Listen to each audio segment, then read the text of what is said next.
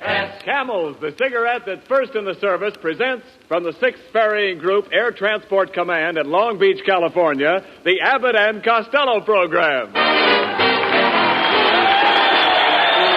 the music of Lee Stevens and his orchestra, the songs of Connie Haynes and the Camel Five, tonight's guest, Miss Merle Oberon, and starring Bud Abbott and Lou Costello.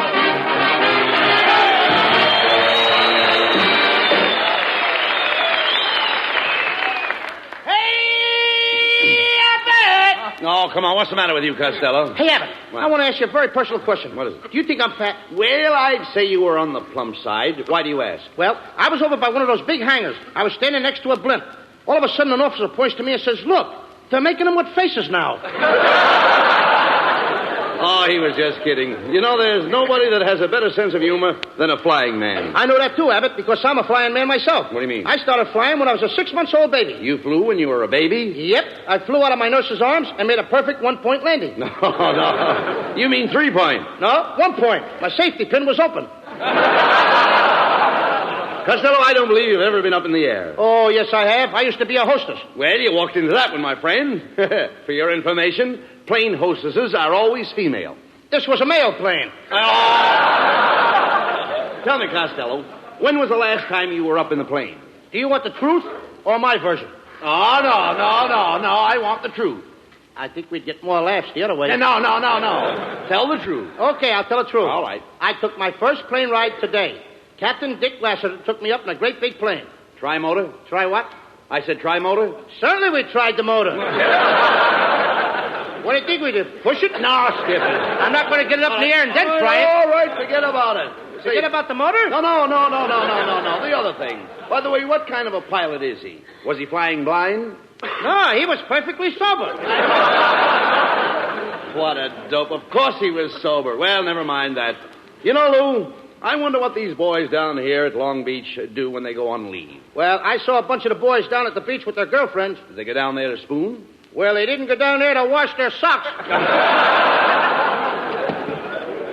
Well, here's Ken Niles. I've been waiting to see you, Ken. I was wondering what your wife thought of the picture we made last week. That's right, Niles.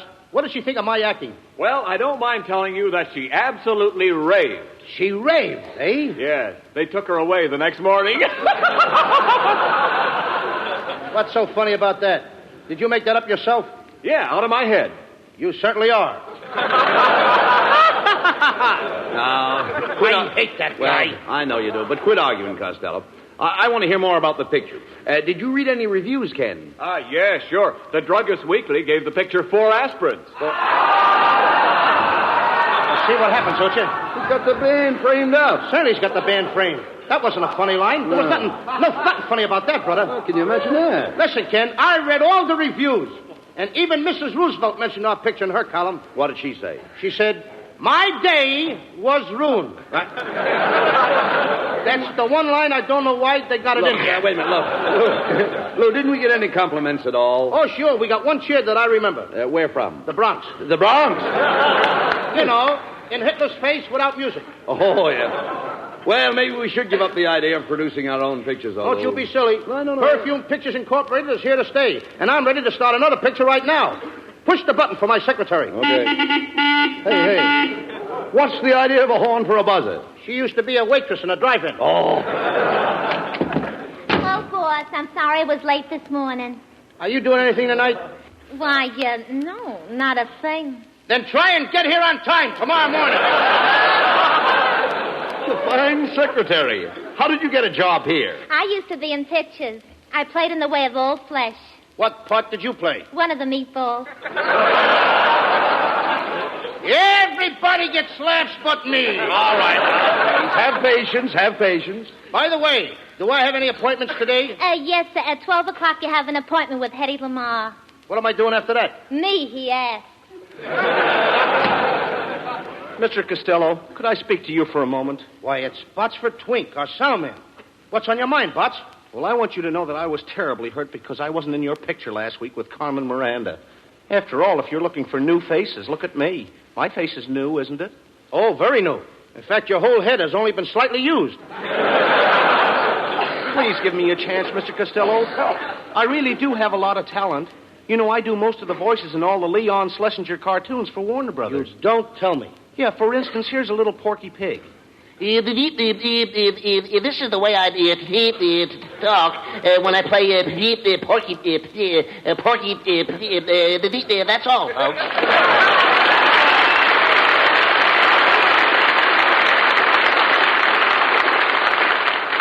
I'll play Porky for you for $1,000. What are you talking about? Warner Brothers don't pay you that. I know, but pork has gone up. What else do you do, Botsford? Oh, did you ever hear Bugs Bunny? I have a carrot here, so I'll give you a little sample. What's up, Doc? What do you say, Tubby? What's cooking, huh? Of course, if you use Bugs Bunny, you'll have to use my wife, Mrs. Bunny. But we can't use two rabbits in our picture. Well, we couldn't separate them. That would be splitting hairs. Well, if you can't use the rabbit, maybe I could furnish some of the musical background. I can imitate an electric organ. Listen. It's clever, ain't he? Do you call it an organ? Now, listen, Botsford. I can't use any of that stuff in my picture. Now, will you get out of here? Now look what you did. Now look what you did. Now look what you did. Every time you yell at me, I get the hiccups. When you yell at me, he gets that. Why do you yell? How did I know? Did I know that when I talk loud, he gets the hiccups? Costello, Did I know that? Well, don't yell at him. Do All right. something for the poor fella. Please, Botsford. That's it. Talk nice to him. Botsford, I'm talking low and easy. Now, take it easy. No more hiccups. That brings him out of it. That brings him out of it. Does it? I didn't know that. All right, take it easy. How do you feel? Better now.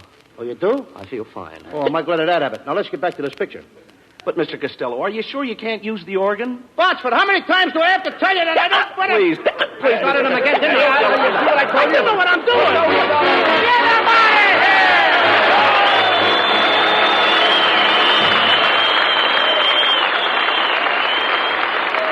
Hey, Lou Costello. Oh, yes, Niles. I want to ask you something. Do you know anything about winter sports? Are you kidding? I'm one of the best ski jumpers in the country. Really? Sure. Last winter at Lake Placid, I made my biggest jump. Yeah? I climbed up to the top of the slide.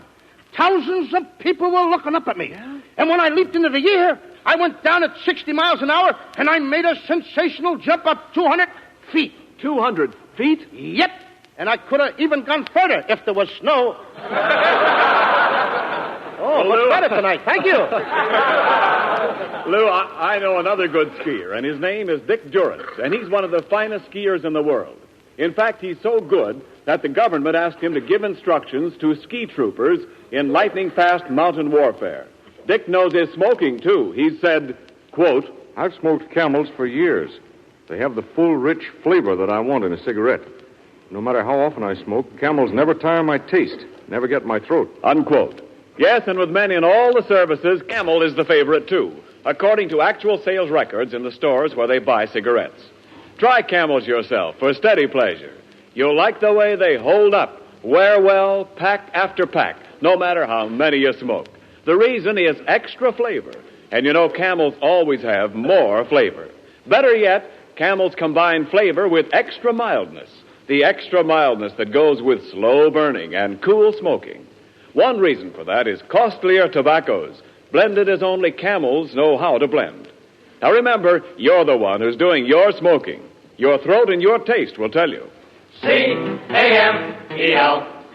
Camels, get a pack tonight. Send a carton to that fellow in the service.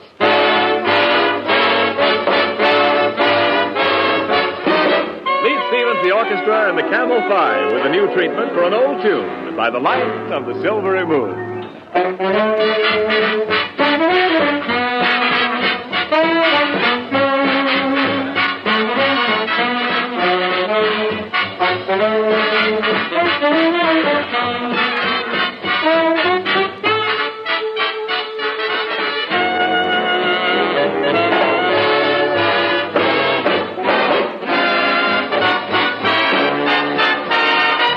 By the light of the silvery moon, I want to spoon.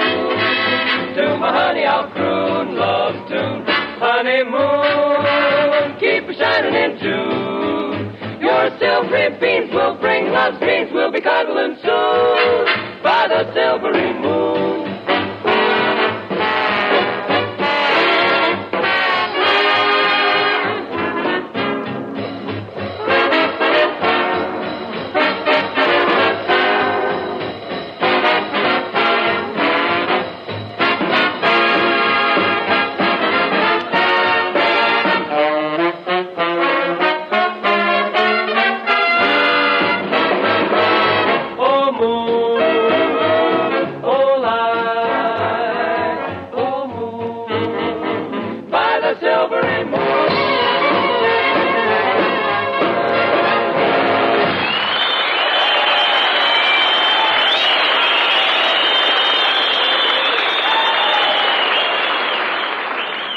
Costello, we can't hold up production on your new picture any longer. Now, we've got to get a leading lady. How about giving that secretary of yours a chance? She has blue eyes and blonde hair. And a Supreme Court figure. What do you mean, a Supreme Court figure? A Supreme Court figure? What do you No mean? appeal. Oh! Besides, I phoned Merle Oberon about playing a leading part. You did? Yes. I picked up the receiver and I said, Merle, darling. Merle, sweetheart. Merle, my love. And then? Then I dialed her number. Merle Oberon. Merle Oberon would be swell in our picture. You know, and I sent for a new fashion designer. What is this that just popped in here? What happened? Well, now, wait a minute. I sent for a new fashion designer. Is that it? Now he's in. Come in. Good evening, gentlemen. I'm your new fashion designer. Pierre, you Pierre. To my friends, I'm P.U. You said it, brother. Hey, get a load of that guy's hair. He's a male Veronica Lake. Pierre, this is Lou Costello. Oh, how do you do, Mr. Costello? Thank you, sir. You are just the man I'm looking at. I've not seen you in a long distance. Get the way his hair hangs over his face. Pardon me, Pierre. Was your mother ever scared by a sheepdog? Oh, come on. Leave the man alone. We've got to get him to design Miss Oberon's clothes. Now, no more remarks about his hair. Looks like a palm tree in a high wind, doesn't it? Well, Mr. Costello, I admit that my hair is a standing joke. Well, it needs a new switch. I don't know what's wrong there. Keep quiet. We must have Miss Oberon's wardrobe designed before she gets here. Pierre, would you mind telling us some of your ideas on women's clothes? Oh, not at all. The main thing is color harmony. Color harmony? What's that? Well, it's very simple, Mr. Costello. For instance, if you were carrying a pink bag, you would not wear a green dress, would you? Oh, gracious, no. I wouldn't dare. Why, I'd be the laughing stock of my sewing circle. All right, come on, never mind. What kind of line is that to get me a big man? Forget it. Skip those things. Come here, Pierre. Now, with a shortage of materials, how about something plain for Miss Oberon to wear? We'll call it a defense dress. How about that? How about making it out of barbed wire? That isn't defense. It ain't exactly an invitation. Go ahead, Pierre. Suggest a dress for Merle Oberon. Something that she can wear in our picture. Well, being a brunette, I would suggest that I make Miss Oberon a gown of apple green with a peach skirt, lemon trimmings, plum ruffles, an orange belt, and a tangerine scarf. Huh? That ain't a dress. That's a fruit salad. Nevertheless, that sounds fine. Now, what about Merle's hat? Well, the hat should be very simple but very smart. Do you think the boys in camp here would like Miss Oberon in a hat that has 3 roses and a ribbon on the side? Huh? No, they'd rather have 4 roses with a chaser on the side.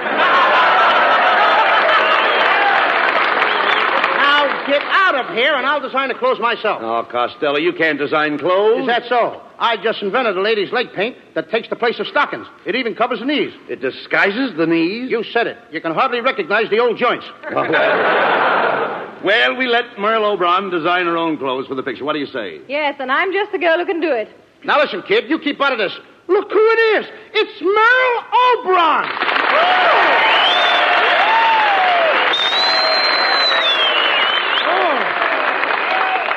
Merle, I'm overjoyed. I'm overcome. I'm overwhelmed. I'm over here. Merle, I've always been in love with you. You're so beautiful. Can I give you a kiss? Well, all right, but just one.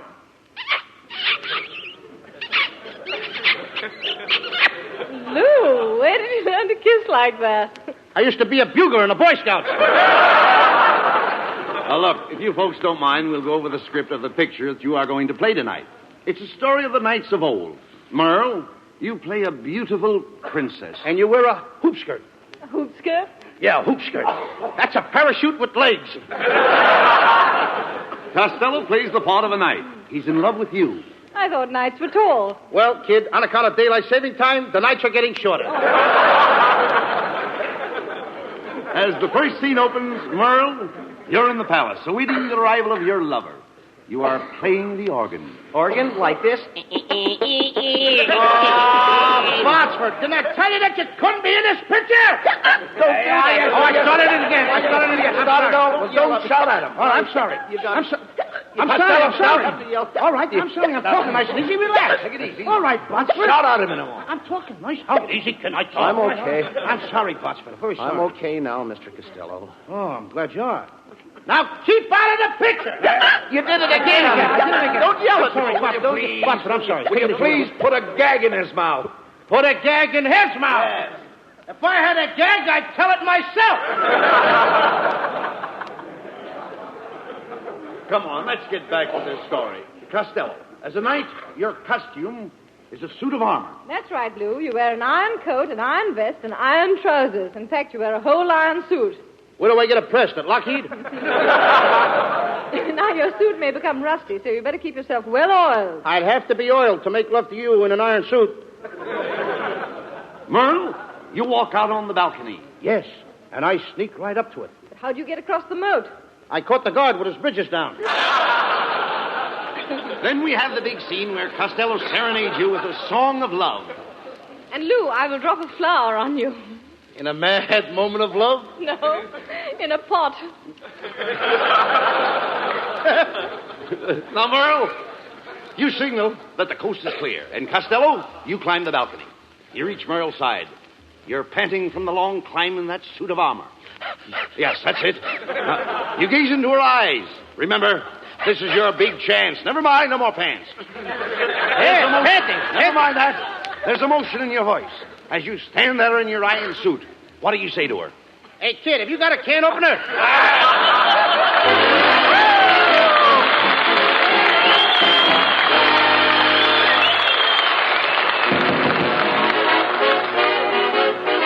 Here's Connie Haynes with a Camel 5 with a new Roomba from the pen of Cole Porter. Hasta luego. In a small cantina on an island far, Senorita Lena sang a song to a hot guitar. All the ding-dong dandies used to gather about when the lovely Lena, Lady Vina, would give in and give out. Hasta luego. Too bad we must part. Hasta luego. And that mucha good luck, sweetheart. Once they'd married Lena, and her rich old guy moved to Pasadena, where the best people go to die. But when she'd collected all his copper preferred, back to her cantina, lovely Lena went flying as she purred. Hasta luego. Too bad we must part.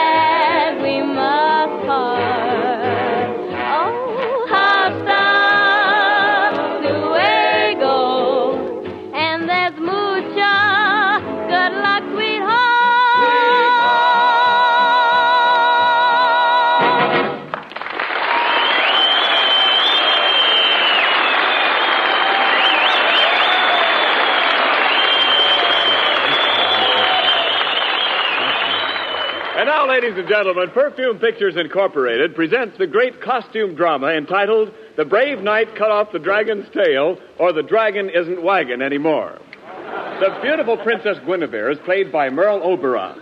Lou Costello is the brave knight Sir Porterhouse, and Bud Abbott is his good friend Sir Loin. I played the part of the king. As the scene opens, the princess and I await the arrival of two brave knights in our kingdom. Curtain. Greetings, brave knights. Kindly approach the throne. Greetings, Your Majesty. I am Sir Loin, Knight of the Bath from Saxony. And I am Sir Porterhouse, Knight of the Bath from Constantinople. What kind of words did I give you? Constantinople? Yeah, Turkish bath. Greetings, brave knights. I'm the Princess Guinevere. And who are those beautiful dames with you? They are my ladies in waiting. Well, what are we waiting for? Quiet, Costello. Oh, Sir Porterhouse, you must save our kingdom. The people are angry. They're clamoring outside the gates of the palace. Just listen to them clamor. Clamor, clamor, clamor. Clamor. Did you hear that? The people are revolting. They certainly are. No, the people are starving. They have not eaten in 5 days. Oh, they should try and force themselves. They gotta eat. But, my dear princess, have we no food? Alas, no. The dragon has destroyed our crops. You mean all our corn is gone? Yes, there's only enough left for this program. What's so funny about that? What a fresh princess. Listen to the people shouting. They have been shouting for 5 days, but I dare not speak to them. I will speak to the people, Your Majesty. Open the door. I'll make a speech. People of Saxony! Shut up! That got him. Now, my dear princess, just what do you desire us to do? My dear knight, for several years now, my father has been bothered by a terrible dragon. Why doesn't he pick up his feet? You don't understand. You don't understand. Nobody understood that. Today, the dragon is coming to carry off the Princess Guinevere. You must save me from this mean monster, Sir Porterhouse. He's a very mean beast. Okay, kid. He has 2 heads, one at each end. How does he sit down? He can't. That's what makes him so mean. Well, don't be mean. Don't worry, princess. All right, I'm allowed one mistake, ain't I? I am not afraid of nothing. One time I climbed up a tree and I bagged a ferocious tiger. You went up a tree after a tiger? No! He came up after me. But you said you bagged him. I did bag him. I begged him to go away, but he wouldn't. And what happened? Well, I snapped at the tiger snapped at me, and suddenly something whizzed past me. What was it? Pomona. Pomona. Talk sense, will you? Then my uncle came to my rescue, and I finally brought that tiger home stuffed. What was he stuffed with? My uncle. Oh, Your Majesty, the dragon is almost upon us. He's coming to get the princess. Quick, princess. Button up my iron suit. Wait a minute. Just a minute. I thought you were a princess. I work the swing shift on the side. Costello, look at that thing belching smoke and fire. Is that the dragon? It ain't a smudge pot. I'm getting out of here. It's too late. He's got us trapped. Here he comes. Now do what he does. Do exactly what he does. Right. He's staring at you. Stare back at him. I can't. Cockeyed. I can't do it. Quiet. He's roaring at you. Roar back at him. That'll scare him. Wait a minute. Now he's wagging his tail. That lets me out. Look out! Look out, he's going to charge. He's going to charge? How much? Oh. Quick, grab him. Private Governor. There's a fancy line. Grab him by the gullet. Grab him by the gullet. By the what? The gullet. The dragon's neck. Let him neck. What do I care about their love life? Give me my sword. Give me my sword, somebody. I'll cut his nose off. But how will he smell? That is something that should only interest another dragon. Look out, he's coming at you. Be careful, Costello. Your back is turned to him. He's coming up behind you. I know it. He got me. Where did he get you? Well, if I was wearing a license plate, he would have got off the last 3 numbers. Hey, he ruined my suit. My good iron suit he ruined. You nasty dragon. Get out of here! Oh, don't do that. Don't yell at me. What is with this How guy? can I do the... How can I do the... Watch me, wait. Now, stop. Stop. What can I do to keep you quiet, Botsford? Will you cut it out? I'm sorry.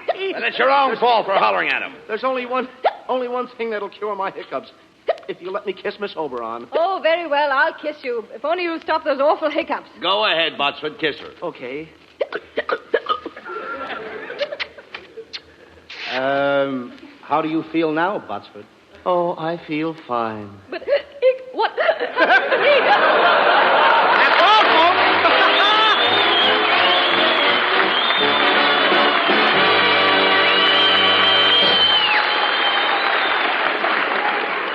tunes you whistle for a while and then forget, and others stay with you for years. I think the ones you remember are the ones that have character. I believe that goes for cigarettes, too. We say that Camels have character, and we back that up with the thousands of smokers who have stood by Camels for 20 years and more. We think it's true that more people have smoked Camels longer than any other cigarette. Try Camels and see for yourself. Try them in your T-zone. That's T for taste and T for throat, your own proving ground for cigarettes. Your taste will tell you that Camels have more flavor, and it's extra flavor that helps make Camels hold up day in and day out. Makes the second pack better than the first, and the third better than the second. Your throat will tell you about mildness, too. It's the best judge you'll find. Yes, Camels are mild, cool smoking, slow burning, because they're expertly blended of costlier tobaccos. Your throat and your taste will tell you. C-A-M-E-L-S. Camels, get a pack tonight. You'll want to buy a carton tomorrow. Here's more news about the Camel Caravans, those traveling shows which entertain the men in the Army camps. 32 performances of the Camel Caravan units will be given to men in the training stations throughout the coming week.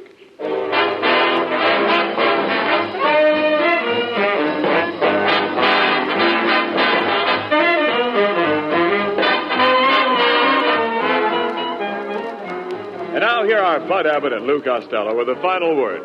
Thanks, Ken.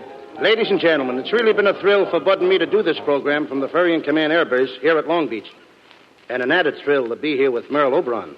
Thank you, Lou. I had a wonderful time, and it's been lots of fun. That's right, Merle. And we'd like to extend our sincere thanks to Colonel Ralph E. Spake, Lieutenant Colonel John P. Frame, Jr., and their splendid staff of officers for the opportunity to make this visit. Next week, we'll be back in Hollywood on Thanksgiving Day. In addition to the regular gang, we'll have as our guest Herbert Marshall. And we do hope you'll all join us. Until next Thursday, Bud and I wish you all a very pleasant good night.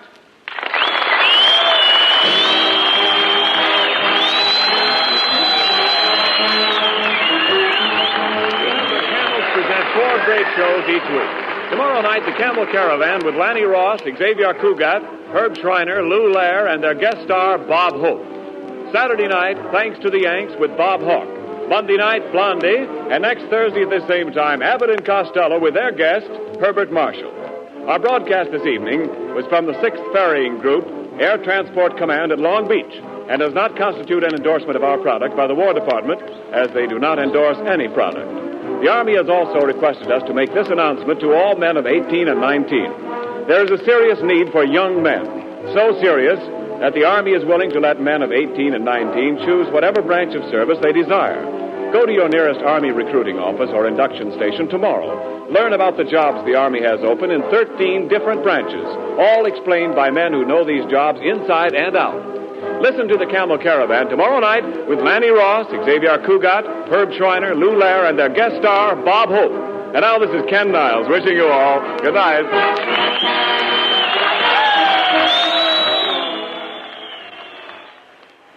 Mister, if you've got a pipe that's biting you, why, it just means one thing. Your pipe's hungry. Yes, sir, hungry for Prince Albert, the mild, rich, tasty tobacco that won't bite your tongue because it's no-bite treated. PA's crimp cut, too, for easy packing and stay-lit burning. Around 50 pipefuls in every handy pocket package.